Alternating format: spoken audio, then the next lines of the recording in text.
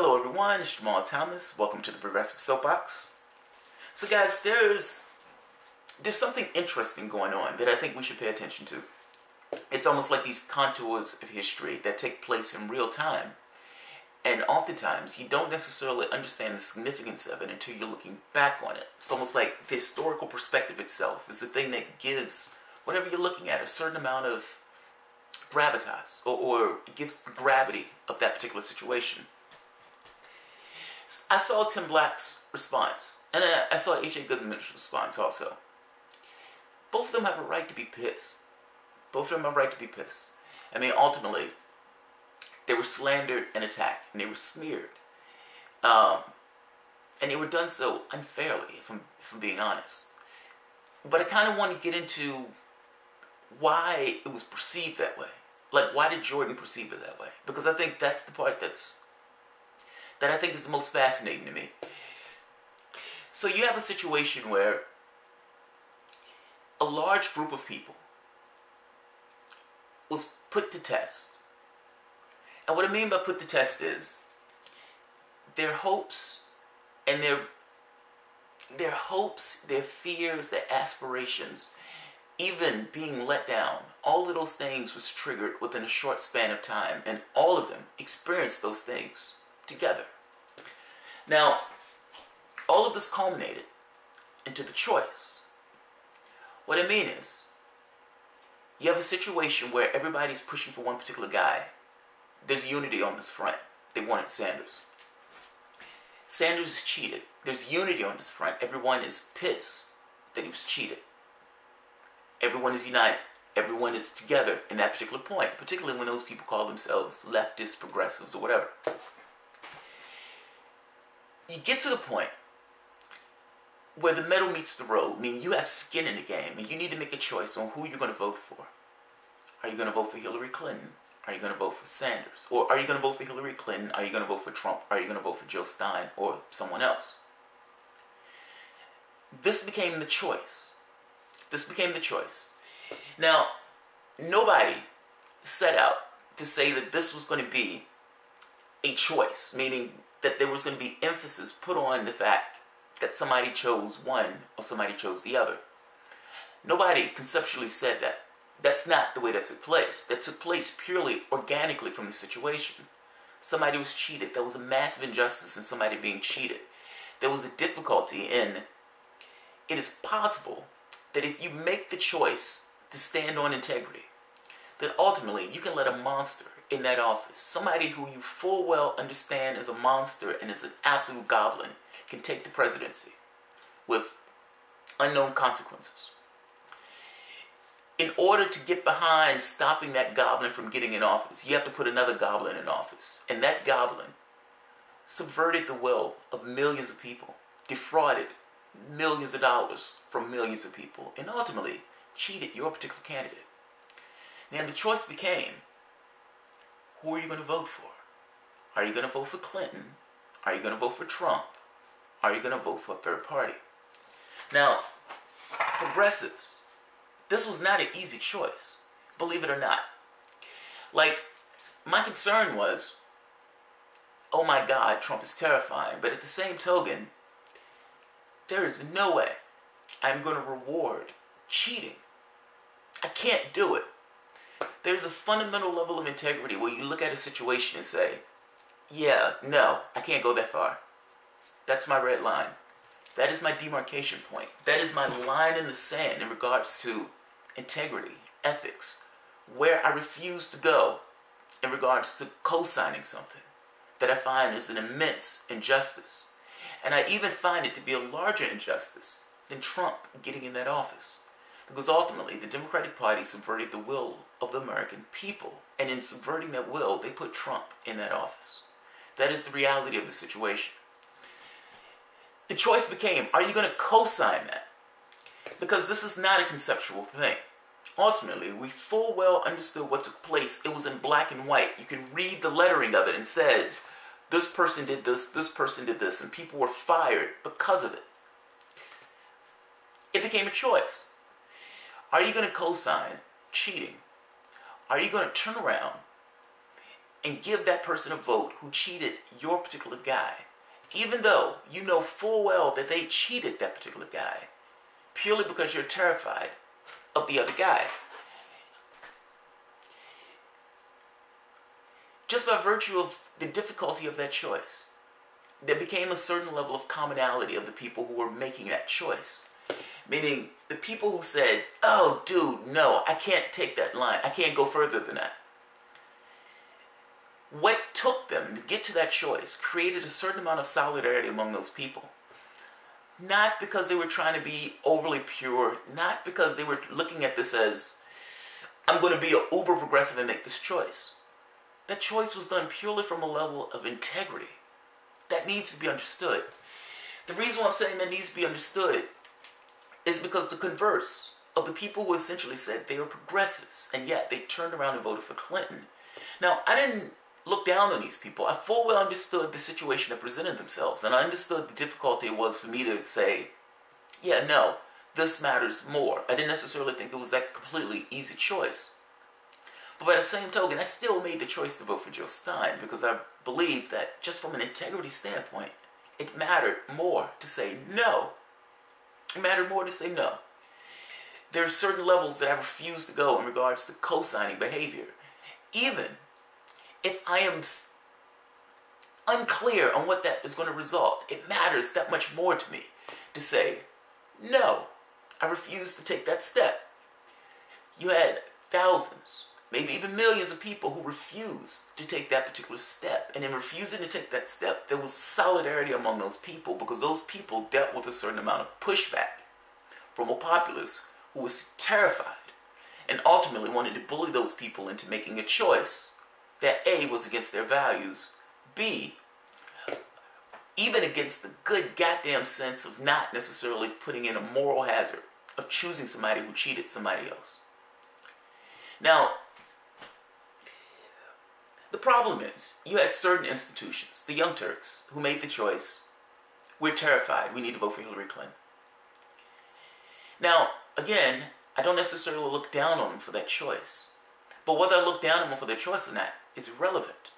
Ultimately, just the very act that the choice existed and the pressures that were put on each particular individual when they had to make that choice, the skin that those people had in the game, and overcoming the fact that they had skin in the game and they were concerned, and making the choice to vote third party anyway, is taken as a badge of honor. By the same token, if that's taken as a badge of honor, the converse is also true. Not because people are trying to force it to be that way. What I'm getting at is when Jordan made that particular point where he's saying this thing of purity, or that somebody is more progressive than somebody else, I didn't necessarily understand where he was getting it from, even though I full well understood what he meant. So the question becomes, well, wait a minute. If I have no idea where he's pointing to that, why do I understand what he's saying?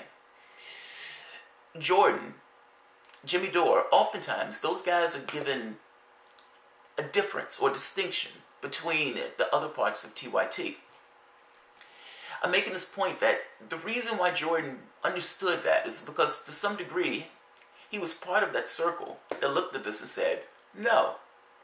And being part of that circle, inside of him, he understood how the other people who were also part of that circle regarded that choice. They looked at that choice as a badge of honor, and conversely, not because they were intentionally trying to, but the converse was also true. Meaning the people who turned tail, the people who, out of fear, and who were willing to essentially co-sign something that was absolutely despicable, and that was an undermining of the democracy of this particular country, who were willing to co-sign that out of fear. That yeah, you're going to have a particular perspective of those particular people because ultimately those people decided to conspire with someone who cheated them.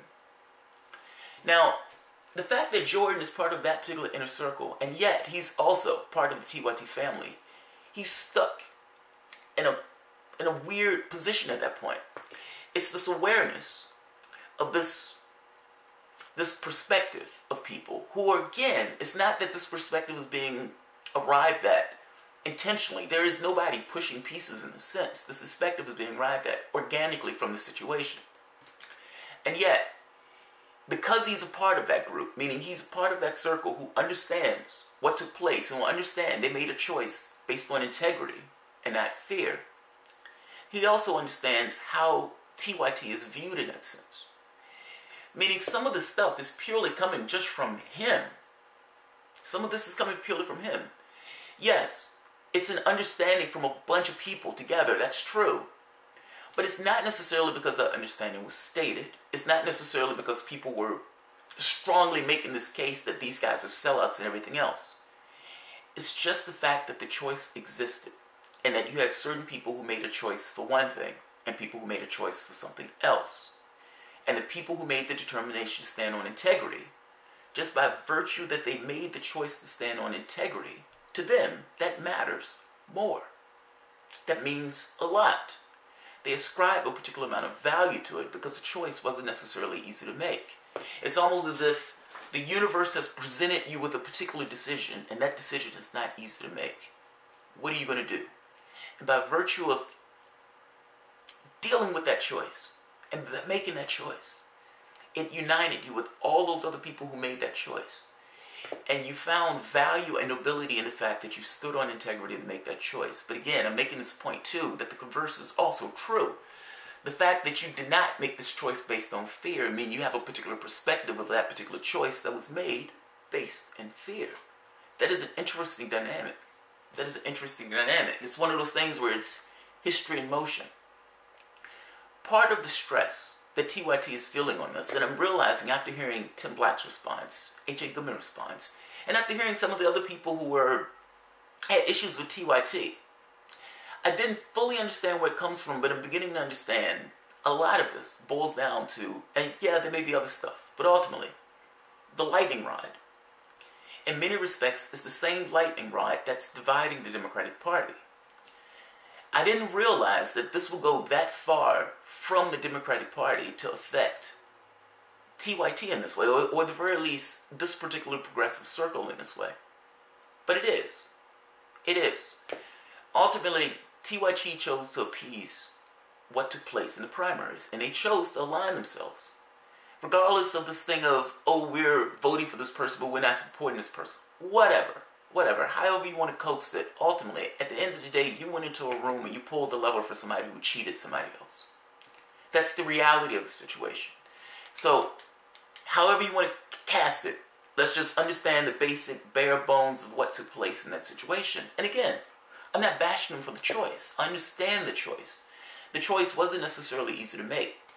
I'm just making this case of saying that part of the reason that they're meeting resistance in this way, where people are feeling a particular way, if people are calling Jordan and saying, hey, you should leave that organization, or if people are calling Jimmy and saying, hey, you should leave that organization, that's not because somebody is pushing those people to do that. That's because people are making an understand, or have an understanding of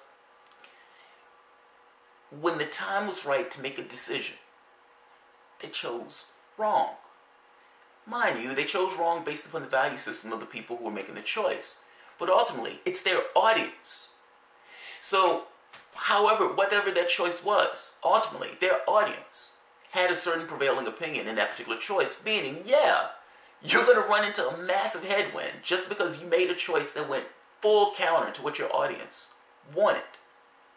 So you had an audience that for the longest time have had Stockholm Syndrome dealing with the Democratic Party. That audience full well came to a realization of this party is a goddamn dumpster fire, and not just that, this party is as corrupt, if not more corrupt, than the Republican Party that we've been terrified of for all of these years. Coming to that realization in a blink of an eye, and at the exact same time you're coming to the realization, the other institutions that those people looked at, that those people considered to be progressive, also made the decision to side with the person who cheated the person who they wanted, who they put their hopes in, who they put their vision of this country, or at the very least what this country could be, who they vested that into. I suspect that what's going on here has less to do about any particular one individual or one person or one group trying to create divisions within the party or within this movement or whatever this is, however you want to define this subgroup. I'm suggesting that ultimately the contours of what's taking place, this stress that's being applied to TYT, if to whatever degree that stress exists, the stress that Jordan is perceiving and that he understands and that he's grossly inaccurate in trying to ascribe to, scapegoats in that sense. And not even being honest in ascribing that to those scapegoats because he wasn't even given an honest portrayal of what was taking place.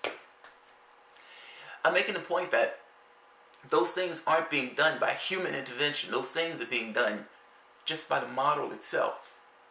This is just the natural ebb and flow of history in that sense. And in that case, the ebb and flow of history is pushing people into certain perspectives. Those perspectives are based on what they themselves believe is right. This is a leftist section of the political spectrum. The leftist section of the political spectrum,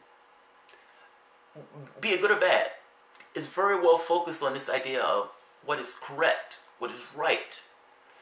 Not this thing of just blind allegiance. And ultimately, leftists tend to be distrustful of power or establishments of power. TYT is an establishment unto itself. It wants to call itself a progressive establishment, and that's fine. But the problem is the prevailing wind of progressives did not like what took place in that primary. And they damn sure didn't like this idea that these guys are going to play Chamberlain and appease a party that completely defrauded them and stole millions from them. The contours that Jordan is experiencing is not individual related. It has nothing to do with H.A. Goodman. It has nothing to do with Tim Black. It has nothing to do with anybody else, at least from an individual perspective. His quarrel is with history. His quarrel is with the choice that arose.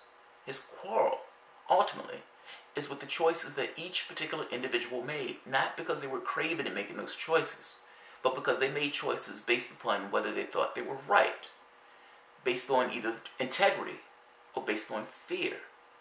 And the people who made the choice based on integrity, yes, whether you want to consider it fair or not, to some degree, looks down on the people who made that choice out of fear. That's just the way it is. The reason I say I understand what Jordan was saying, even though I didn't necessarily understand what he was pointing to, is because ultimately, all of us to some degree have made that appraisal in our head, even if we necessarily haven't nailed down the fact that we made that appraisal. Meaning that Jordan had that appraisal in his head. He didn't have to see anything to make that appraisal. Ultimately, he understood it because the other people around him also understood it. All of us are in a similar sandbox in that because all of us made that choice based on integrity. It's almost just by virtue of making that choice on integrity, the converse puts you in this situation of being in a lesser position. Now, if he's a Democrat, that doesn't matter. Ultimately, the Democrats told the line and voted for Hillary anyway. But they're not Democrats. They're progressives. They're not Democrats. Meaning their audience is a different animal. Their audience, the people who are essentially watching their show and who they get their support from, aren't Democrats. Those people are progressives. Which means that yes, you want to get your audience. The fact that Jordan is not necessarily running in the same circle as the TYT main show means that he's aware of this other phenomena of people seeing this with a certain amount of skepticism or looking down on it in a particular way. Even seeing it as colluding with the establishment. So he understands that perspective purely because he's not necessarily in the TYT circle, even though he's a part of the TYT circle. He's stuck in the middle in a sense. Which is, I suspect, where this came from.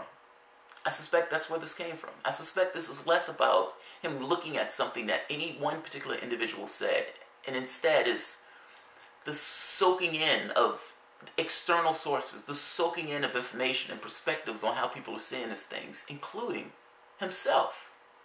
I would wager that he himself sees it to some degree in the same way, whether or not he wants to admit it or not. I would wager that the reason why he understands that other people also see it that way is because he himself also sees it that way. He may be externalizing it by attaching a name or something to it, but ultimately, I don't know what he was looking at individually, and yet I understood what he meant. Meaning that to some degree I would wager that all of the people who made that choice to vote based on integrity understood what he meant, including him. Not necessarily because he saw it somewhere else, but because he felt it. That's what I'm getting at. It wasn't so much that this was objective reality that you're looking at and, oh, I saw this guy do that and I'm angry and I'm going to say XYZ took place. No, he couldn't do that. He didn't have anything to do that with. He had certain feelings and impressions that he wanted to ascribe to somebody else. Okay, you can do that. But let's get to the root of it. The root of it has nothing to do with what those people did. The root of it, ultimately, has to do with the choice that was made. And the repercussions of that choice. Meaning, how things unfolded at the point at which the choice was made. This is a fascinating historical retrospective happening in real time. The gravity of that choice has become immense. It's become immense. It's almost put you in this mind of the Iraq War vote, where Obama would come out and say, well, Hillary Clinton voted for the Iraq War. I didn't vote for the Iraq War, so I was right. And it was almost like saying, well, yeah, because I was right in this particular context, it gives me some level of something else. In an odd way, it's kind of like that. Because of how dastardly and how gross that primary was in regards to what they did, it created a stigma that was significant and it was persistent, and it has persisted even to now.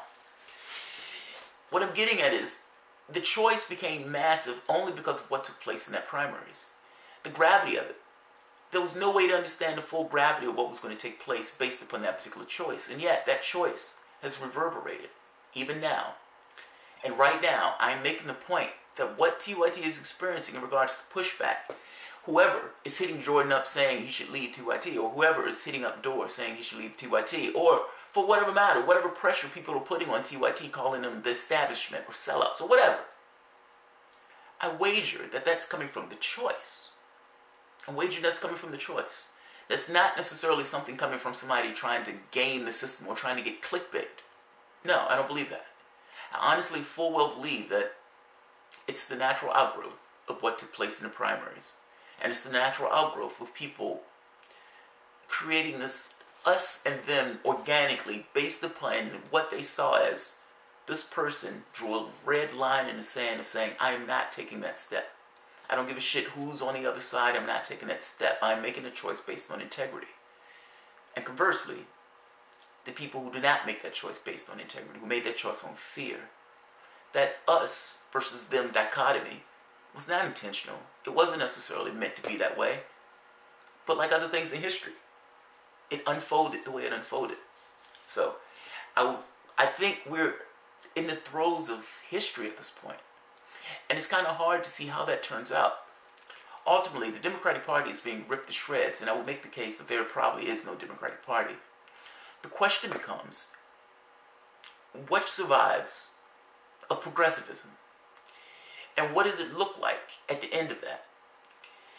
Because if TYT is going to be labeled as this kind of establishment thing of sorts, and granted, I don't know the full impact of that yet. There's no way to know it. But if that's going to be this mantra of sorts, where they're going to get labeled with that, what does progressivism look like at that point? I don't look down on people who made the choice to vote for Hillary Clinton, because I didn't necessarily think it was an easy choice.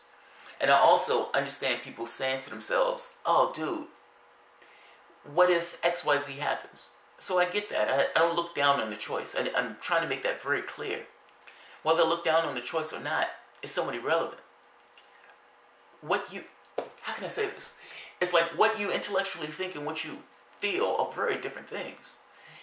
You can have a perspective of something that you intellectually know may not necessarily be fair and may not necessarily take full context into account. That in no way changes how you feel about it.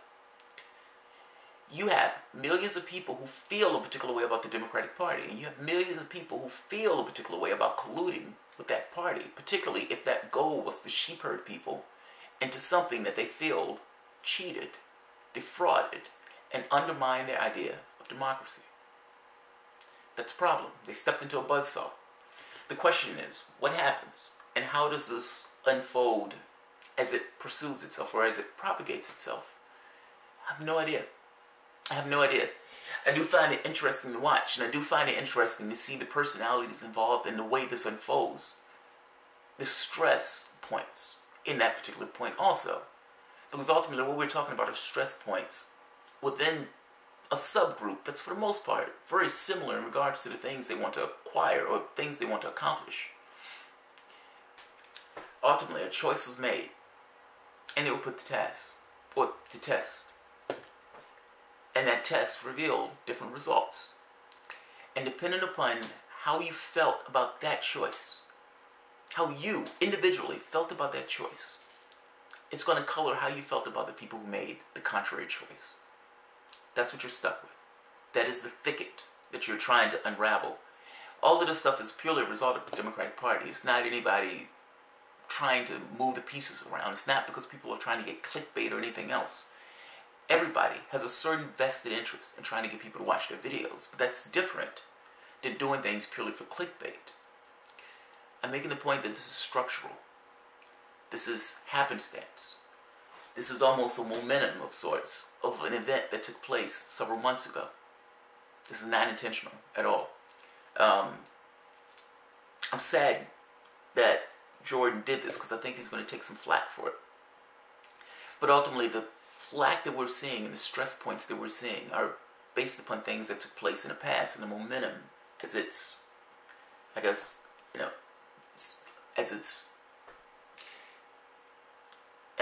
as friction brings that particular thing to a crawl.